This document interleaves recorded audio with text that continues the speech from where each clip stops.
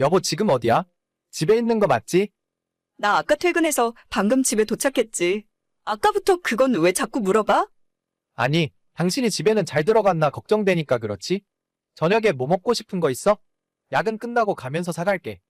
아니야. 당신 늦게 오는데 먹긴 뭘 먹어? 당신이나 저녁 잘 챙겨 먹고 야근해. 그래요. 내가 맨날 바빠서 진짜 미안하다. 결혼하면 당신한테 잘해준다고 그랬는데. 그런 소리를 이제 와서 뭐하러 해? 빨리 들어오기나 하세요. 알겠어. 막차 끊기기 전에 집에 들어갈게. 저는 결혼 3년 차 31살의 여자입니다.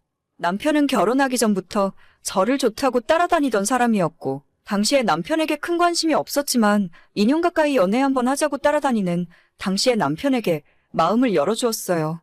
사실 남편의 외모가 키도 좀 작은 편에 전체적으로 제가 좋아하는 스타일은 아니었지만 이 남자라면 평생 바람 피울 걱정은 없이 살 것 같더라고요.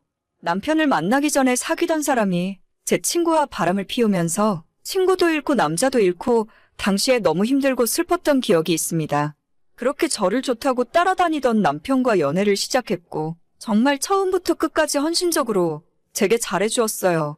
연애 2년 만에 결혼까지 하게 되었고 지금까지 3년째 별 이상 없이 잘 지내고 있었습니다. 남들보다 키가 좀 작아도 상관없었고 외모가 별로여도 괜찮았어요. 작은 중소기업에서 만년 대리로 일을 하고 있었지만 돈을 많이 벌어다 주지 못해도 어차피 맞벌이를 하니까 먹고 사는 데는 문제 없었습니다. 남편에게 크게 바라는 점도 없고 안정된 생활에 만족하며 지냈어요. 결혼 3년 차에 아이가 없는 것이 좀 아쉬웠지만 조금 천천히 우리가 지금보다 여유가 생겼을 때 아이를 갖기로 하고 둘만의 시간을 즐기면서 살았었죠. 결혼 전에도 대리였고 결혼 후에도 계속 대리해서 진급이 되지 않던 남편은 올해 들어서 갑자기 회사 일로 바빠지기 시작했습니다. 남편 부서에 같이 일하던 과장이 회사를 그만두면서 할 일이 많아졌고 이때 열심히 하면 진급할 수 있겠다면서 일도 열심히 하더라고요. 하지만 그만뒀다는 과장이 유능한 사람이었는지 어쨌는지는 몰라도 하루가 멀다 하고 야근을 하고 매일 늦게 들어오는 날이 반복되었습니다. 여보, 나 오늘도 좀 많이 늦을 것 같은데. 기다리지 말고 일찍 자요. 아니 무슨 회사가 일주일에 3번을 야근을 시키냐? 그 회사는 당신 아니면 일할 사람도 없대? 하필 일이 가장 바쁠 때 과장이 그만둬서 그래. 그래도 요 시기만 좀 지나가면 괜찮아질 거야. 여름 휴가 때는 당신 좋아하는 제주도에 놀러 가자. 제주도고 뭐고 다 필요 없으니까 일찍 좀 집에 들어와. 요즘 우리 서로 얼굴도 제대로 못 보는 거 알아? 그럼 알지. 그래도 이렇게 일을 해놔야 토요일에 출근하는 일이 없어. 맨날 말만 그렇게 해놓고 저번 주에도 토요일에 출근했었잖아. 그래서 이번 주 주말엔 편하게 쉬기 위해서 일하는 거야. 우리 회사가 당신도 알다시피 체계가 좀 없잖아. 알겠어. 너무 무리해서 일하지 말고 저녁밥은 회사 카드로 맛있는 거 챙겨 먹도록 해.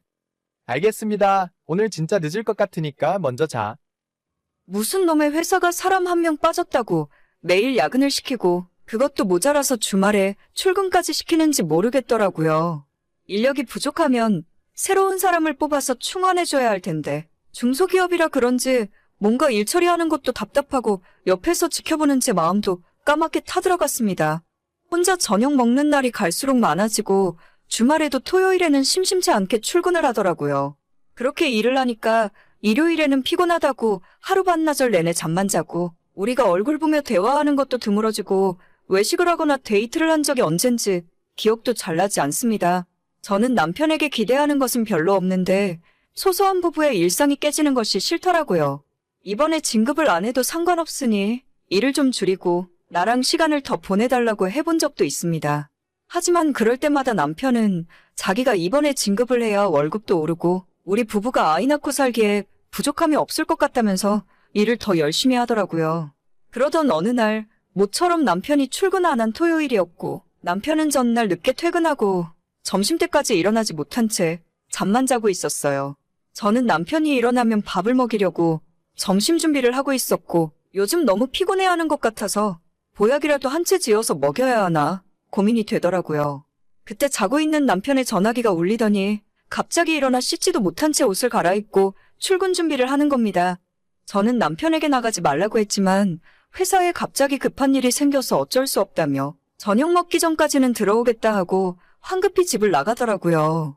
아니, 누가 보면 회사를 혼자 다 먹여 살리는 줄 알겠습니다. 그 회사 사장도 그렇게까진 열심히 일을 안 할 것 같은데 떠난 남편의 뒷모습을 보다가 나 혼자라도 밥을 먹어야겠다 싶어서 점심 준비를 계속했어요. 그때 갑자기 제 핸드폰이 울리기 시작했습니다. 자기야, 나 지금 출발해요. 마누라한테는 회사 간다고 이야기 다 해놨어. 어디로 가면 돼? 저번처럼 그냥 처음부터 방 잡고 만날까? 저는 카톡을 보자마자 이걸 뭐라고 답장을 해야 좋을지 모르겠더라고요. 남편이 맨날 늦게 들어오고 주말에도 집을 비웠지만 바람을 피우고 있을 거라는 생각은 정말이지 단 한 번도 해본 적이 없습니다. 그만큼 남편을 믿기도 했었고 연애할 때부터 지금까지 다른 여자에게 눈길 주는 것도 본 적이 없었거든요. 남편의 외모가 여자들이 보기에 그렇게까지 매력적인 외모도 아니었습니다. 평균 이하의 키에 잘생겼다고는 하기 힘든 얼굴, 거기에 결혼하고 나서 체중도 많이 늘어나는 바람에 뱃살까지 두둑하게 잡히거든요. 돈도 별로 없는 이런 30대 중반의 유부남을 어떤 여자가 탐내겠나 하고 방심한 것도 사실이에요. 하지만 그렇다고 해서 제가 남편에게 함부로 대하거나 못해준 것은 전혀 없습니다. 이런 식으로 뒤통수 맞을 거라고는 상상조차 해보지 않았어요. 여보. 방금 카톡은 내가 친구한테 보낸다는 걸 잘못 보낸 거야. 친구랑 장난치느라고 그런 거야? 됐고, 너 지금 당장 집으로 들어와. 핸드폰 버리거나 삭제할 생각하지 말고 1분 안에 오지 않으면 후회하게 될 줄 알아?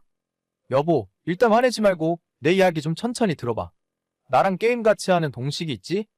걔한테 하는 이야기였어. 동식 씨한테 전화해볼까? 당신 친구들한테 다 전화해서 망신 주기 전에 헛소리 말고 들어와.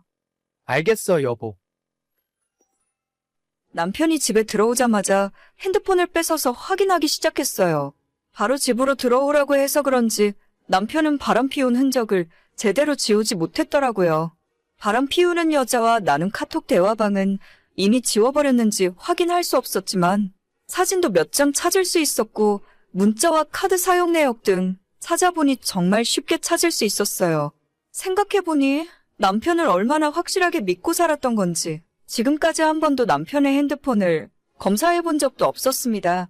그러니 굳이 남편도 철저하게 감추려고 하지 않았던 거죠. 최종 결정타로 숙박업소 이용 내역을 찾자마자 저는 더 이상 남편을 믿을 수도 없었고 이 결혼을 계속할 어떤 이유도 없었습니다. 정말 여자한테 인기라고는 전혀 없을 줄 알았는데 회사 부하 직원이랑 바람이 났더라고요. 그 여자는 5살 아들까지 있는 유부녀였고 이번에 저한테 들키게 되면서 그쪽 집안도 완전히 뒤집어졌습니다. 당장 상간녀 소송으로 고소장을 받게 생겼는데 집안에 숨길 수가 없었겠죠. 남편은 그저 한순간의 실수였다면서 제 바지가랑이를 붙들고 울며불며 애원을 하더라고요.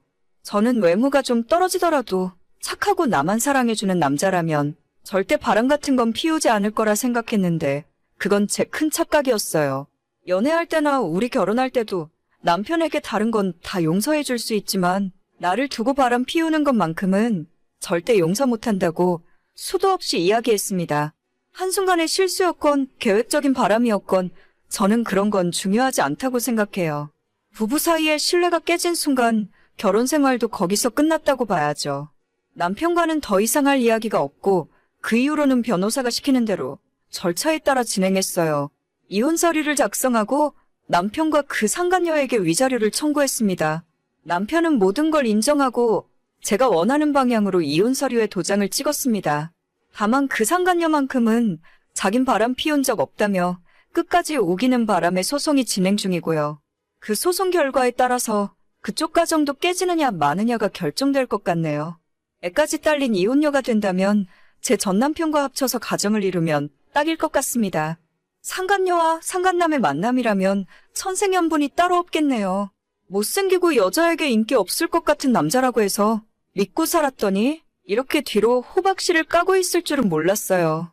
어차피 이렇게 될 바에는 얼굴이라도 좀 더 잘생긴 남자랑 결혼할 걸 그랬습니다. 그럼 억울하지는 않죠. 오늘의 사연은 여기까지입니다. 구독과 좋아요, 알림 설정은 많은 힘이 됩니다. 다들 행복하시고 좋은 하루 되세요.